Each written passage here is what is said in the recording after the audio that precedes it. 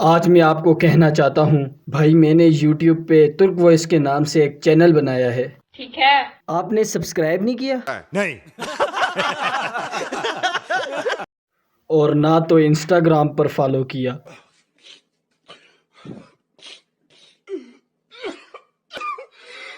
मैंने तकरीबन इंस्टाग्राम पर 100 से ऊपर लोगों को फॉलो किया है।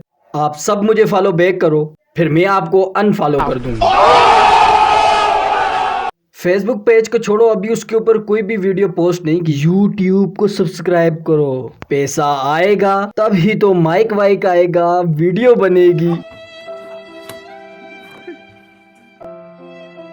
एक तो मेरा हिस्ट्री चैनल आपको पसंद नहीं आया, दूसरे हिस्ट्री चैनल पर आपको क्या साथ में मक्खन मलाई भी देते हैं।